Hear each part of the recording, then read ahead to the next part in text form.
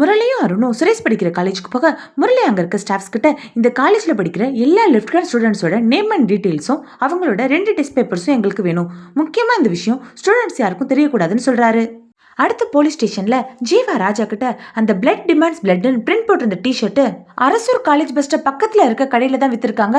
5 பேர் அந்த டிஷர்ட்டை வாங்கியிருக்காங்கன்னு சொல்லி அந்த சிசிடிவி ஃபுட்டேஜை காட்டுறாரு. அந்த சிசிடிவி ஃபுட்டேஜை பார்த்துட்டு ராஜா ஷாக் ஆயிட்டு அன்னைக்கு சௌமியா கேஸ் வந்தப்போ நம்ம ஸ்டேஷனோட சிசிடிவி ஃபுட்டேஜை காட்டுங்க அப்படின்னு சொல்றாரு. அடுத்து ஸ்டெல்லா பாட்டி சிவகாமி ஆச்சியை பார்க்க வந்துட்டு இப்போ உனக்கு உடம்பு எப்படி இருக்குன்னு கேட்டுட்டு இது மூக்கிரட்டா ஜூஸ், இது குடிச்சா கிட்னிக்கு ரொம்ப நல்லதுன்னு சொல்லி அவங்க கொண்டு வந்த ஜூஸை ஆச்சிக்கு ஊத்தி கொடுக்குறாங்க. அடுத்து ஸ்டெல்லா பாட்டி போன்ல 2 பேரும் செல்ஃபி எடுத்ததுக்கு அப்புறம் ஸ்டெல்லா பாட்டி ஆச்சி கிட்ட இன்னைக்கு எனக்கு பிறந்த நாள், உனக்காவது உன்னை பார்த்துக்க முரளி இருக்கா, என்ன பார்த்துக்க யாரு இருக்கா, அதனால தான் நான் உடல் உறுப்பு தானே பண்ணிருக்கேன், ஃபேமிலி மெம்பர்ஸ் சைன் கேட்டாங்க, நான் முரளி பேர் தான் கொடுத்துருக்கேன், வந்ததும் சைன் போட சொல்லுன்னு சொல்லிட்டு அங்க இருந்து கிளம்பி போயிடுறாங்க. அடுத்து முரளியும் அருணும் காலேஜ்ல வெயிட் பண்ணிட்டு இருக்க ஸ்டாஃப்ஸ் லெஃப்ட் ஹேண்ட் ஸ்டூடெண்ட்ஸோட டெஸ்ட் பேப்பரை கொடுத்துட்டு மொத்தம் 7 லெஃப்ட் ஹேண்ட் ஸ்டூடெண்ட்ஸ் இருக்காங்கன்னு சொல்ல அந்த 7 பேர் பேப்பரையும் அருண் செக் பண்ணி பார்த்துட்டு அதுல 2 பேப்பர் எடுத்துட்டு இந்த 2 பேர்ல ஒருத்தர் தான் கண்டிப்பா அந்த லெட்டர் எழுதியிருக்கணும், 100% அக்யூரேட்டா சொல்லணும்னா லேப்ல போய் டெஸ்ட் பண்ணி தான் பார்த்து சொல்லணும்னு அருண் சொல்ல அதுக்கு முரளி இதுவே போதும்னு சொல்லிட்டு அந்த 2 ஸ்டூடெண்ட்ஸ் காலேஜ் வந்திருக்காங்களான்னு கேட்க அதுக்கு கிளர்க்கு ஒரு ஸ்டூடெண்ட் வந்துட்டு தான் இருக்கான், ஆனா இன்னொருத்தே வந்து ரொம்ப நாள் ஆச்சுன்னு சொல்றாரு. அடுத்து லலிதாவோட ஆபீஸ்ல லலிதாவும் கௌதமும் கேஸ் இல்லாம ஓட்டிட்டு உட்காந்துட்டு இருக்க நேத்து நீ சொன்ன சொத்து பிரச்சனை கேஸ் என்னாச்சுன்னு லலிதா கேட்க அதுக்கு கௌதம் அதான் எனக்கும் தெரியல, மனுஷன் வரை நம்பிக்கையா தான் சொன்னாரு, வேற ஏதாவது வக்கீல பிடிச்சிட்டாரு போல, அட்வொகேட் தான் இப்ப நிறைய பேர் இருக்காங்களே அப்படின்னு சொல்லிட்டு நமக்கு கேஸ் நிறைய கிடைக்கிறதுல ரொம்ப ஈஸி தான், அதுக்கு நீ ஒரு போன் கால் மட்டும் பண்ணா புதுன்னு கௌதம் லலிதா கிட்ட சொல்ல லலிதா யாருக்கு கால் பண்ணணும்னு கேட்க அதுக்கு கௌதம் உங்க அப்பாக்கு தான், அவர் கால் பண்ணினா நிறைய கேஸ் வரும்னு சொல்ல அதுக்கு லலிதா கோவப்பட்டுட்டு இனிமே நீ அவரை பத்தி பேசினா அந்த ஆபீஸ்க்கே வராதுன்னு சொல்லிடுறாங்க. அடுத்து போலீஸ் ஸ்டேஷன்ல ஜீவா ராஜா கிட்ட சௌமியா கேஸ் வந்த அன்னைக்கு போலீஸ் ஸ்டேஷனோட சிசிடிவி கேமரா ஃபுட்டேஜ் காட்ட அதுல முனியாண்டி ராஜேஷோட ஃப்ரெண்ட்ஸோட பேசிட்டு இருக்க சிசிடிவி ஃபுட்டேஜ் பார்த்துட்டு ராஜாக்கு முனியாண்டி மேல சந்தேகம் வருது. ராஜா ஸ்டார்டிங்ல இருந்து நடந்த எல்லாத்தையுமே கனெக்ட் பண்ணி பாக்குறாரு. சுரேஷும் ராஜேஷும் ஒரே காலேஜ், அந்த கிட்னாப்பர் போட்டிருந்த டிஷர்ட்டை வாங்கினவே ராஜேஷோட ஃப்ரெண்டு. ராஜேஷ் அடிக்கடி முனியாண்டியை பார்க்க ஸ்டேஷனுக்கு வரான். இப்போ கொஞ்ச நாளா ராஜேஷ் இங்கே வரதில்ல. ராஜேஷோட ஃப்ரெண்ட்ஸ் ராஜேஷ் இல்லாதப்போ தனியா முனியாண்டியை பார்க்க வந்திருக்காங்க.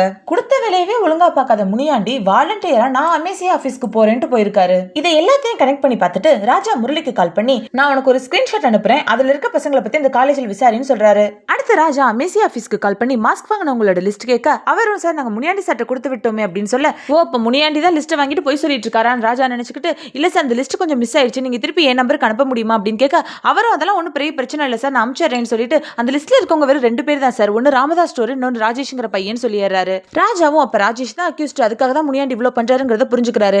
ராஜா முனியாண்டி பக்கத்துல போறாரு, ஆனா அவர்கிட்ட எதுவும் பேசாம அங்க இருந்து கிளம்பி முனியாண்டி வீட்டுக்கு போயிடுறாரு. ராஜா முனியாண்டி வீட்டுக்கு போயிட்டு இருக்கப்போ முரளி ராஜாக்கு கால் பண்ணி சார் நான் அந்த பசங்களெல்லாம் பத்தி விசாரிச்சுட்டேன், கிளாஸ்க்குலாம் ஒழுங்கா வரமாட்டாங்களாம், கொஞ்சம் அப்படி இப்படின்னு தான் சொல்றாங்க, ராஜேஷும் அவங்களோட ஃப்ரெண்டு தான், ராஜேஷ் 2 மாசத்துக்கு முன்னாடி டிசி வாங்கிட்டு போனதா இருக்கு, ஆனா அவனை நான் இப்ப கூட நம்மளோட போலீஸ் ஸ்டேஷன்ல பார்த்தேன், அதனால கிளர்க்கு கிட்ட விசாரிக்க விதத்துல விசாரிச்சேன், அவரும் உண்மையை சொல்லிட்டாரு, முனியாண்டி சார் தான் 1 வாரத்துக்கு முன்னாடி வந்து டிசி வாங்கிட்டு போயிட்டு 2 மாசத்துக்கு முன்னாடி வாங்கின மாதிரி போட சொல்லி இருந்திருக்காரு, இவங்க கில்லரா இருக்கிறதுக்கு நிறையவே சான்ஸ் இருக்கு சார்னு சொல்றாரு.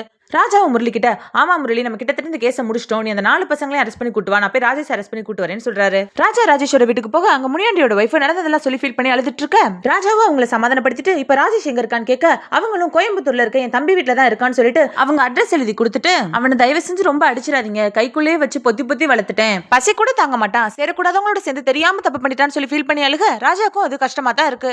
ராஜாவும் அவருக்கு கால் பண்ணி சார் சுரேஷ் கேஸ் முடிஞ்சிருச்சு, கோயம்புத்தூர் போலீஸ் ஸ்டேஷன் கால் பண்ணி நான் சொல்ற அட்ரஸ்ல இருக்க ராஜேஷ் மட்டும் அரெஸ்ட் பண்ணி கூப்பிட்டு வர சொல்லுங்க, பத்திரமா கூப்பிட்டு வர சொல்லுங்கன்னு சொல்றாரு. முரளி அந்த பசங்களை அரெஸ்ட் பண்ணி ஸ்டேஷன் கூப்பிட்டு வர ராஜாவும் ஸ்டேஷனுக்கு வர முனியாண்டி அந்த பசங்களை பார்த்துட்டு கஞ்சா கேஸ் தானே, இவங்களாலதான் என்னோட பையனோட லைஃபே போச்சு முரளின்னு சொல்லி அந்த பசங்களை அடிக்க ராஜாவும் அந்த பசங்களை அடிக்கிறத தடுத்து நிறுத்திட்டு முனியாண்டி கிட்ட எல்லா உண்மையும் தெரிஞ்சிருச்சு முனியாண்டி, நீங்க உங்க பையனை காப்பாத்த எவ்வளவோ ட்ரை பண்ணீங்க, ஆனா அவனும் அக்யூஸ் தான், கோயம்புத்தூர் போலீஸ் அவனை அரெஸ்ட் பண்ணிட்டாங்கன்னு சொல்றாரு. முனியாண்டி என் பையனோட வாழ்க்கை இப்படி வீணா போயிடுச்சு, ஏன் தப்பு தான், நான் தான் அவனை சரியா வளர்க்கலன்னு சொல்லி ஃபீல் பண்ணி அழுதுட்டு இருக்க முரளி ராஜா கிட்ட இனி முனியாண்டி சாருக்கு என்ன சார் ஆகும் அப்படின்னு கேட்க அதுக்கு ராஜா சஸ்பென்ஷன் டிஸ்மிஸ் அரெஸ்ட் என்ன வேணா நடக்கலாம்னு சொல்லிட்டு இருக்காரு. அப்ப ராஜாக்கும் முரளிக்கும் ஒன்னா கால் வருது. 2 பேரும் கால் அட்டெண்ட் பண்ணிட்டு ஆப்போசிட் பர்சன் பேசுறத கேட்டு ஷாக் ஆகுறாங்க.